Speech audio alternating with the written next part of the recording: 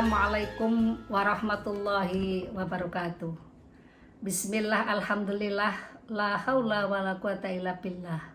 Rabbi shrahli sadri wa yassirli amri wahlul 'uqdatam min lisani yafqahu qawli. Amma ba'd. Sahabat perempuan bangsa yang dirahmati Allah dimanapun Anda berada. Bulan Ramadan adalah bulan penuh ampunan, bulan penuh berkah, bulan yang mulia, yang senantiasa ditunggu-tunggu oleh umat manusia yang menginginkan derajat, meningkatkan ketakwaan. Tetapi pada prinsipnya, bulan Ramadan adalah bulan muhasabah atau bulan introspeksi diri. Dalam bermuhasabah ini yang tidak kalah pentingnya adalah mewujudkan jati diri kita yang berakhlakul karimah.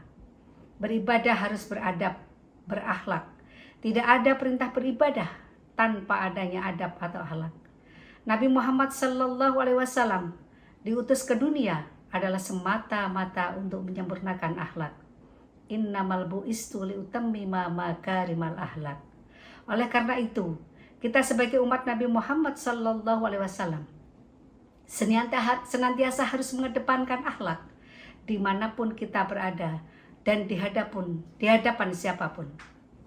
Betapa pentingnya akhlak dalam kehidupan manusia, sehingga belajar ilmu pengetahuan harus didahului belajar akhlak. Al-adab fauqal ilmi, adab atau akhlak adalah di atas ilmu. Sahabat perempuan bangsa yang dirahmati oleh Allah, kita harus mengakui bahwa belajar akhlak adalah lebih sulit dari belajar ilmu. Karena belajar ilmu pengetahuan hanya mengedepankan akal, sementara belajar akhlak adalah mengedepankan hati bersama dengan akal. Kita sejak kecil dididik orang tua untuk berakhlakul karimah. Namun kadang-kadang setelah kita dewasa dan setelah mengenyam ilmu pengetahuan, justru akhlak kita hilang. Bahkan merasa akhlak tidak penting karena ilmu lebih penting.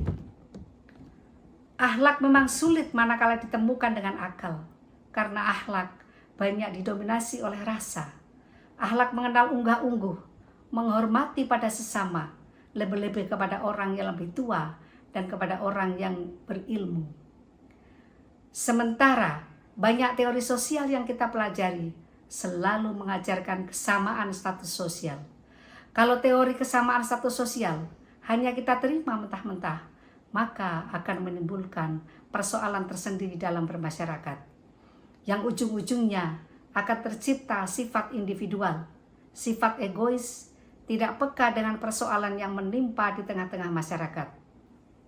Sahabat-sahabat perempuan bangsa yang dirahmati oleh Allah, sifat-sifat inilah yang menjadi wabah penyakit masyarakat yang sulit akan diobati, karena tidak ada dokter yang mampu mengobatinya.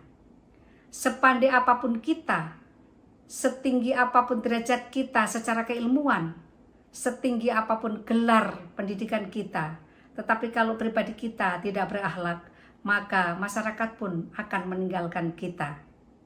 Orang tersebut bagaikan seekor lalat yang tidak punya malu, hinggap di mana saja.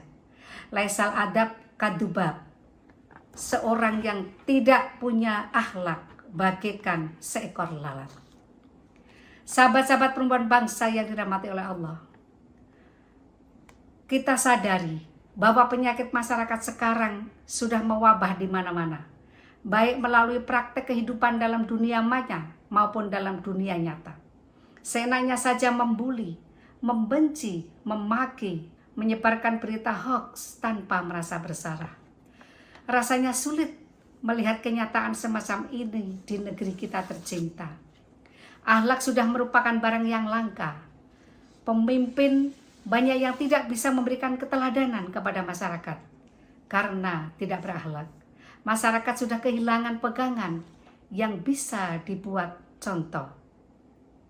Sahabat perempuan bangsa yang dirahmati oleh Allah, oleh karena itu, mari di bulan Ramadan ini kita introspeksi diri kita masing-masing. Apakah selama ini sudah berperilaku atau berakhlakul karimah yang baik? Ajaran akhlak tidak memperbolehkan menghina, membuli, mencaci maki pada sesama. Bahkan saat kita berpuasa, kemudian kita dijahili oleh orang lain atau dihujat orang lain, kita tidak boleh membalas sepadan dengan sikap dan ucapan itu. Kita diperbolehkan membalas hanya dengan ucapan, mohon maaf, saya baru berpuasa. Ketika kita berpuasa, lalu di hadapan kita ada orang yang makan, kita tidak boleh membentak. Andai kita mau menasehati, maka harus dengan nasihat yang lembut, yang tidak akan menyinggung perasaannya. Karena bisa jadi orang yang makan di hadapan kita adalah orang yang memberikan ujian kepada keimanan kita, agar kita bisa menjaga, bisa menahan hawa nafsu. Barangkali itu adalah skenario dari Allah untuk menguji keimanan kita di dalam berpuasa. Sahabat-sahabat perempuan bangsa yang dirahmati oleh Allah, marilah kita tutup kultum kita pada hari ini dengan bersama-sama berdoa. Allahumma hdini li ahsanal ahlaki, la yahdi li ahsaniha illa anta, wasrif anni sayyiatiha, la yasrif anni sayyiatiha illa anta. Sekian, wallahul muwaffiq ila aqwamit thoriq. Assalamualaikum warahmatullahi wabarakatuh.